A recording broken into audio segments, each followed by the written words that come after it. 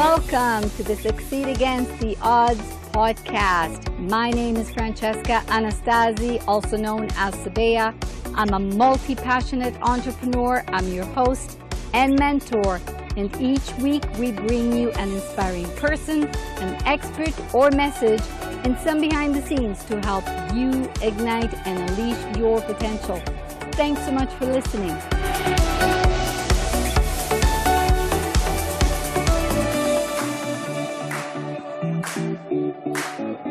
Today, as my guest, I have Odette Peek. I'm very excited to have you here in my show. Welcome, Odette. Thank you so much. I really appreciate this. You have an interesting mission in life, and I love what you do with your business. For the sake of our audience, can you please share what it is that you do? Yeah, absolutely. So, big question for someone who's 50 years old. So what I do, I help entrepreneurs use the power of their personal story to create massive impact in the world and create highly lucrative businesses. And when I say I help them with their story, I am a soul story strategist, and I really focus on what is the story that your soul story moments that have made up your entire life that you need to be sharing with the world so that people really know you from the inside out. And when people know you and like you, they want to do business with you. So it's really diving deep into entrepreneurs and taking a look at what makes you tick, what are your talents, what are your gifts, but what is that story that your audience will resonate with? So I take it a little bit deeper than just let's go get you clients and make money. So what I help entrepreneurs do is twofold. Number one, I take a look at what is your personal story that you need to be sharing with the world. So for instance, my personal story is that from a business perspective, when I was 27 years old, I started my first business in a recession. Canada was going through a recession in the 90s, not too different than what happened in 2008 in the U.S. And I built a business selling to the real estate market, built a seven-figure business inside of a couple of years. And 25 years later, that business is still doing phenomenally well. It's international. So I know what it's like to start a business from scratch, have a real burning desire to make a difference in the world and make a lot of money. So that's sort of the background. That was sort of my academia of how I got into business coaching. When I sold that business and started to take a look at my life, what is it that I want to do?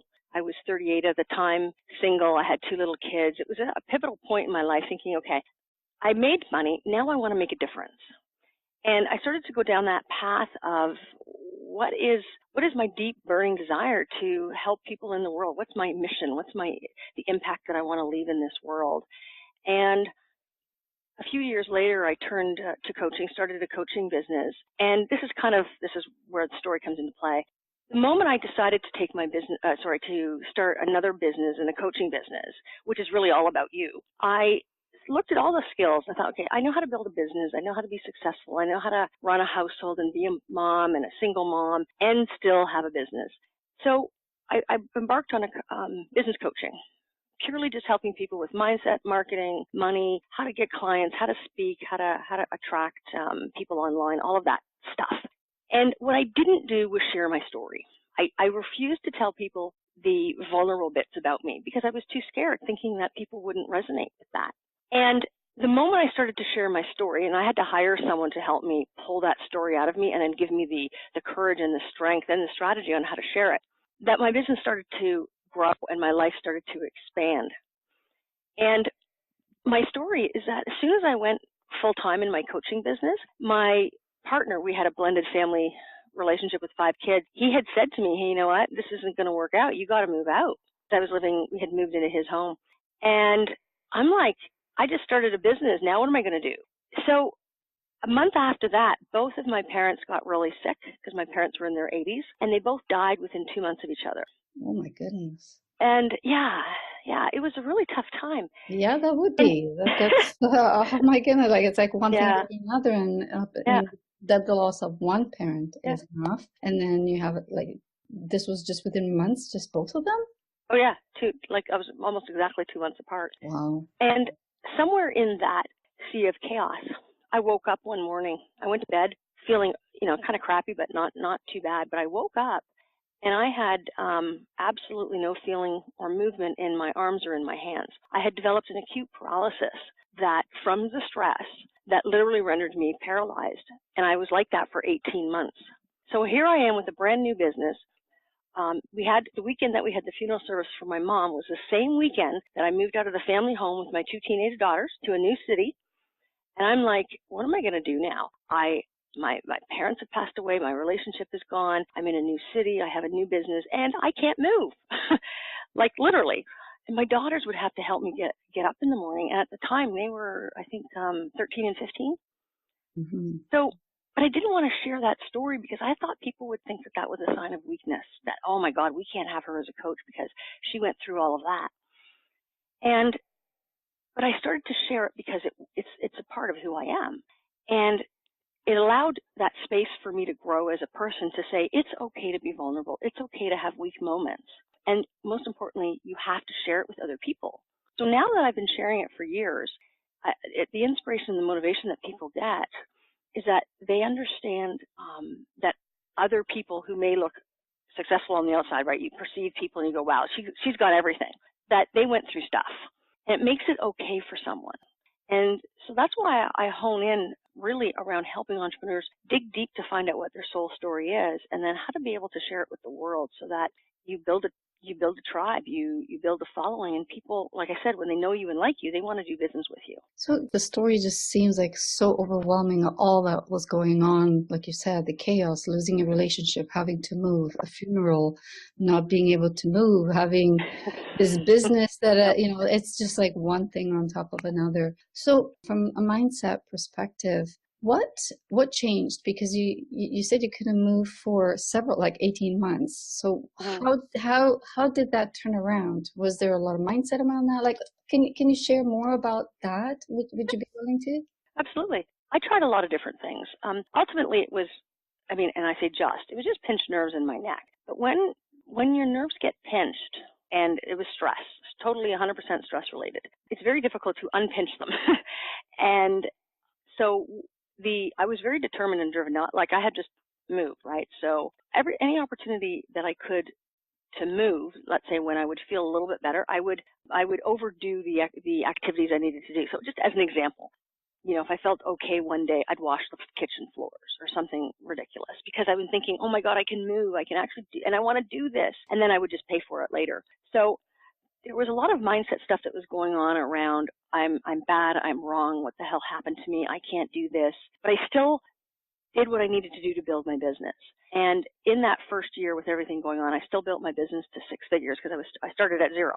And in that year, I took a look at, what do I need to do to get healthy again? And so I had to take very specialized muscle relaxants that would knock me out, and acupuncture, RMT therapy, sacrocranial, you name it, I did it. And then the mindset was the last to happen.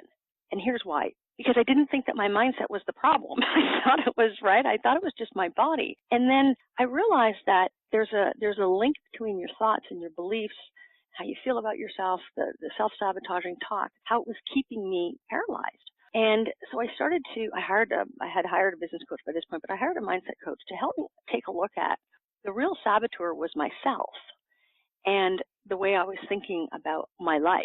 When I started to have kindness to myself, compassion, meditate, do all of these things to get my mind in order, my body started to heal and heal a lot faster. And so it was a combination of things. And ultimately, when you have something, sad, bad, or whatever going on in your life, you really need to take a look at how you're approaching it with your mind. And so whenever I get stressed, the first thing that happens, my neck will go out. And the first thing I need to do is just really have a healthy mindset around what's happening. So what was it that, because a lot of people that would have gone through the same challenges, let's call them challenges, or those events, like people who go through a similar experience of, a big event on top of another that is not necessarily a positive experience. Anything you've said, I do not hear any reflection of the victim kind of attitude, because a lot of people would feel like, oh, why does this all happen to me, and totally give up and feel completely like hopeless. So what Yeah. would you say was key for you in not feeling like a victim? Because I hear a fighter in you, like even though it may have been in the wrong order to get to the mindset of figuring out that that's what needed to change. And I ask you this because it is so important. There's a lot of entrepreneurs that we talk about business a lot, and there's a lot we need to learn about business. There's a lot in life that happens that gets in the way of business, like what happened to you. Mm-hmm. So what would you say that for you personally kept you pushing? Is that something that you've always been like that, or just something gave you that? Was there a motivator? Was it your kids? Like, what was it? So that's a great question. Interestingly enough, when I was writing a talk a few years ago, someone, the lady that was helping me write it, she said, "What do people know you about? Like, what do they say Odette is?" And I said, "They would say I'm pushy." So I created an acronym for pushy, just for fun. So, and this is what got me through my thing. And I'll just go back to the word victim. Believe me, there were times throughout that 18 months, I'm like, I was a victim, and I was not going to let up. It wasn't my fault. It was his fault. It was their fault. It was just a whole bunch of crazy stuff. But what I did do, whenever I needed to show up for a client or for somebody, I showed up 100%. I didn't give up on clients. As an example, if I had 3 clients in a day, that I would have my pity party, I would be crying and really just feeling like crap because my mornings were really tough. Then I would get on the phone with a client. I would brush myself off and get really centered, focus on the client. And then after I get off the phone, I would cry because I needed to release the emotion. But I allowed myself to release the emotion, and then I allowed myself to continue to grow and build my business, because if I didn't, I wouldn't have any food on the table. So there was that sense of urgency, like I gotta make money here. And I can pretty much guarantee that I would not have been hired by anyone for a job, and I'm just not the employable type anyways, because I'm an entrepreneur. So the PUSH acronym stands for persistence, unlimited possibility in your thinking, and then S is for either strategy, support, and systems, and H is about habits. So I am naturally born with a very persistent, determined, tenacious, audacious attitude in life. I always have been like that. So I'm going to say that actually helped me pull me through the things that I needed to do, like with the physical barriers.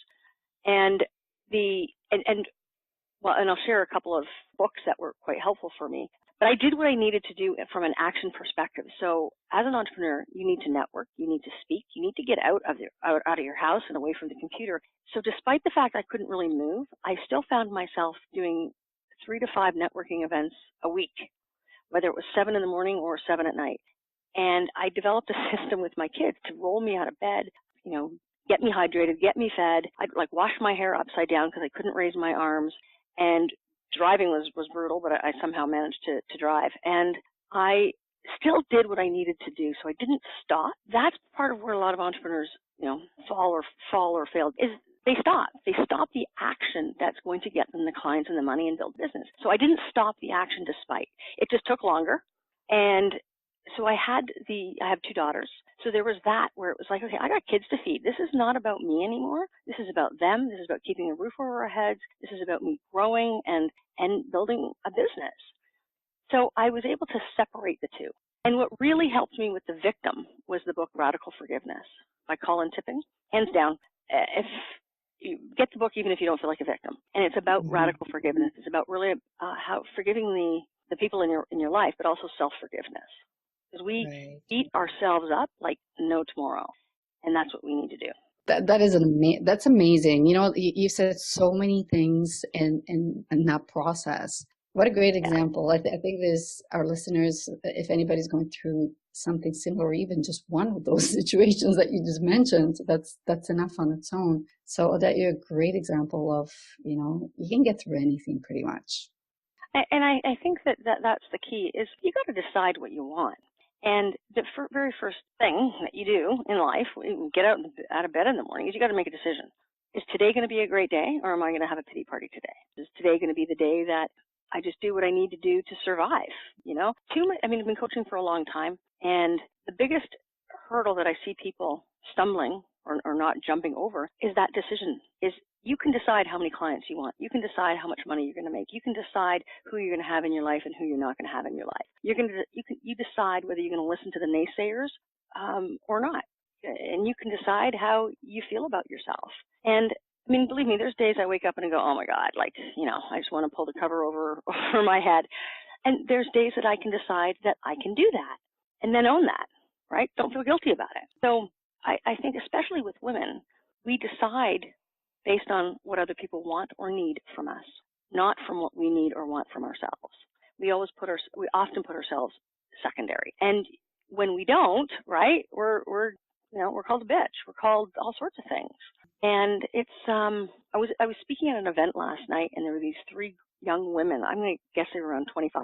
And I was just listening to their conversation. I was just sitting right there. And they were talking about how whoever they were talking about, their girlfriend who's in business, that when she approaches a client or this particular gentleman, that he talks differently to her than he does to her boyfriend. And they ask the same question, and her boyfriend is treated so differently with much more respect than she is. And, I think that's still a global problem. The question is, how are you going to decide to live your life? Because when you are on your deathbed, you need to really take a hard look at yourself and go, wow, did I do everything I wanted to do? Or did someone or something hold me back? And then at that point, you can't blame anybody. Yeah, exactly. Because it's on us, really. It's our own responsibility. Odette, I read in your bio that you're on a mission to eliminate fear. Can you expand on that? What kind of fear? Yeah. Well, so I never used to be spiritual. I used to be one of these black and white, people, especially in business. It's like it either is or it isn't. It's right or it's wrong.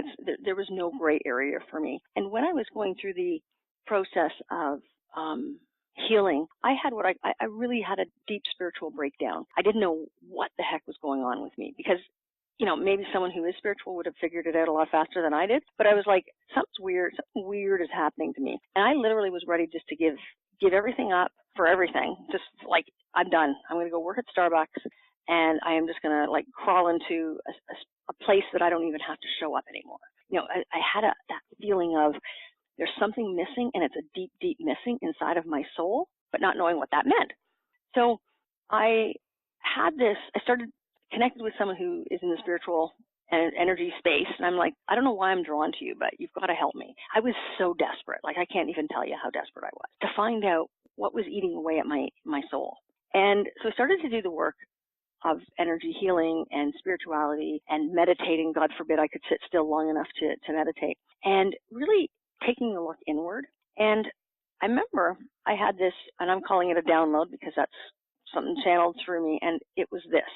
It was that my mission here on earth is to eliminate fear from 1 million women across the globe by 2020 so they can live their life with power and purpose and without apology. And I kid you not, I'm like, where the hell did that come from? Because I didn't say that.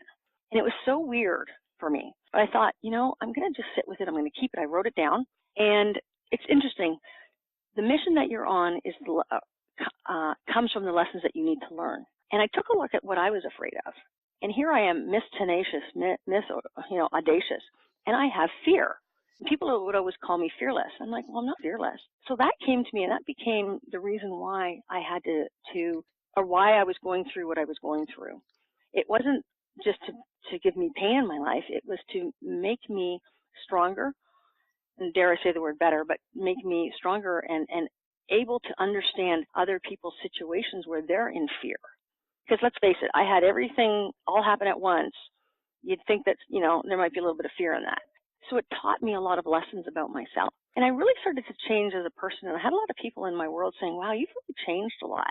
You're not the same person. And that has really helped me become what I would like, a better person, a better citizen. I give back more. I'm a better mom. Things aren't black and white. There is that gray area, which allows for ease and grace to flow. When you're black or white kind of person, there's walls around you. And when you take down those walls, you're more approachable. You can be fearful and be okay with that. And you become much more transparent with other people. So that's where that all comes from. Mm-hmm. Kind of a long answer, but it's fascinating. And how can women be more confident, in your opinion? What is your take on that? How can we change that? Yeah, no, that's a really great question. I have two daughters who are 18 and 20 now. And I tell them this all the time, and I tell my clients all the time, is that you need to know who you are, and you need to know. So I'm going to go back to the story piece, is that you need to know your whole story. You need to go through your life and take a look at how you lived, the things that got you through the tough times, those moments where, someone said something or did something and it stuck with you, so that now you operate your life based on what someone said to you 10 years ago or 20 years ago or 30 years ago. And I'll just use myself as an example. So my dad was an alcoholic and my mom was the enabler, so a very codependent relationship. And I just remember the feelings of not being enough or doing enough, actually, because my dad was like, you got to do more, you got to do more. And so I'm very driven with action, thinking that was going to be enough. But it's about being, how you're being while you're doing the action. And I'll be honest, I wasn't always the most pleasant person, because I was afraid to stop doing, because I would be afraid that I wasn't doing enough. And I know this is so true for the majority of people, is the word, I'm not enough, I'm not being enough, or I'm not doing enough, or I don't have enough. And you need to know where that comes from in order to clean it up, because you're operating your life on it. So I'll just use myself as an example, that every day now I meditate and really get connected with what are some of the blocks that I have. And today was reading this great book around money. And I took a look at, the question was, where does your money story come from? So I went back and I looked at the money story of my parents. And I boiled it down to the not enough piece, the deserving piece, and the I'm not enough. So everything, like you can boil your whole life, your current life, down to a simple sentence that someone said to you a gazillion years ago, and you have operated your entire life on it. You need to know what it is in order to fix it. We try to fix we band-aid the solution in the here and now. But we need to go back in our life and go, okay, so when my dad said that to me, it's based on his story, based on his feelings of not enough. It has nothing to do with me, but I internalize it as me. And then we define ourselves. So in order to build confidence in ourselves, and we need to really take a look at what that backstory is. So there's the two stories, right? The story of what actually happened, who said what and where and when, and then the story that you created out of the actual story, right? So, okay, so my dad might have said, well, you're not enough, as an example. So I've internalized that for the last, 48 years, and I created another story. So we need to go back to the original story and look at that and go, you know what, no wonder I would think that was a bad thing, because I was 3 years old or 5 years old. My 5-year-old head doesn't know how else but to interpret it, but literally. And confidence comes when you go and take a look at that and then heal that story. And that's why when I talk about being a soul story strategist, I help people uncover what their story is for two reasons. One, to be able to share it with the world and heal other people, inspire and motivate other people, but also to heal yourself. That is so powerful to be able to do that, because like you said, it's, and beyond that, it helps you with your income. If you share your story, the added benefit. Absolutely. Right? Well, I mean, in business, right? We have to make money.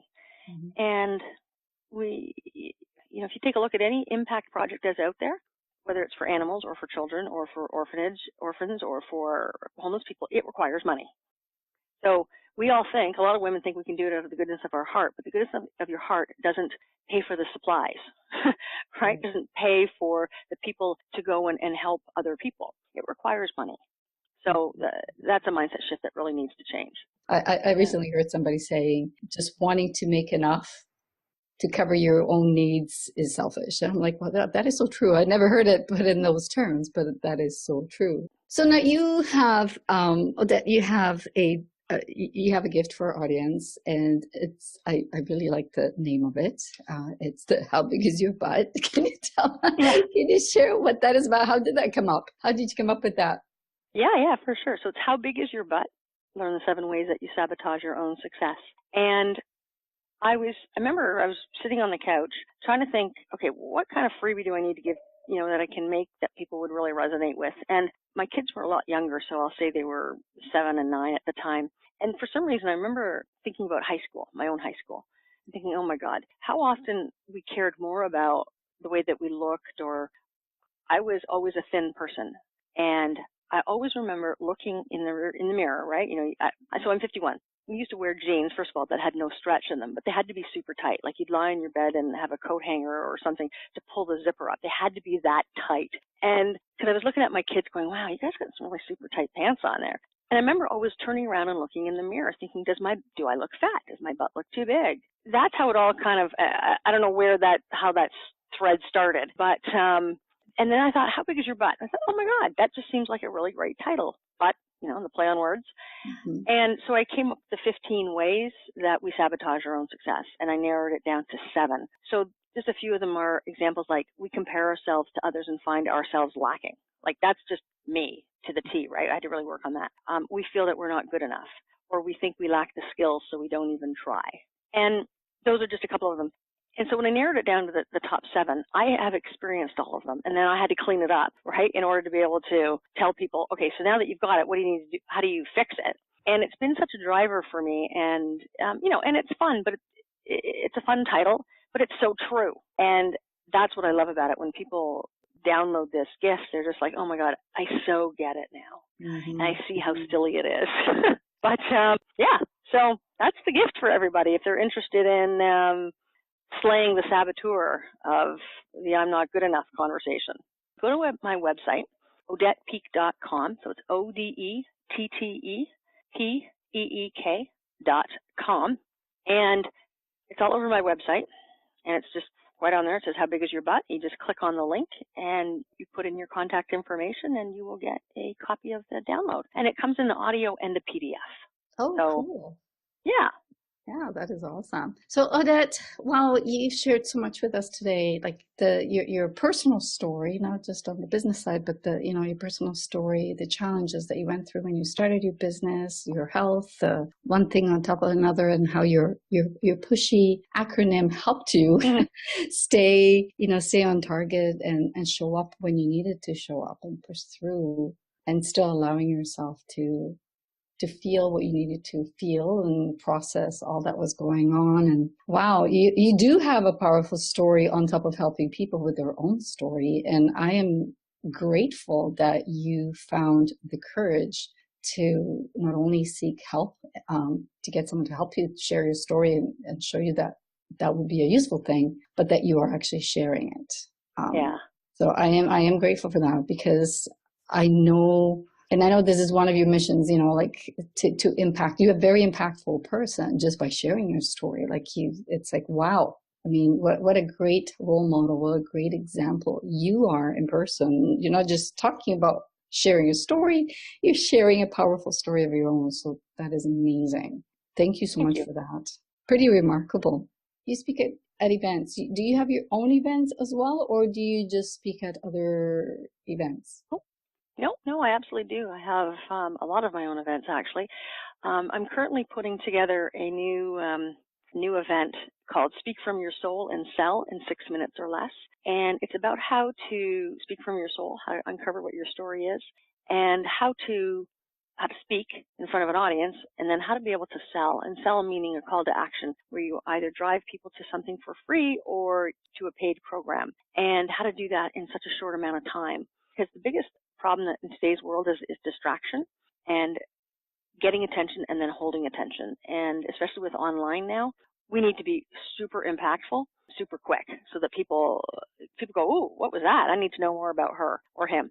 So that'll be coming up in July. But I do events here in Toronto, my own events. And so what I'm actually working on as a Canadian, I'm working on doing events in the States. I know that a lot of people in the U.S.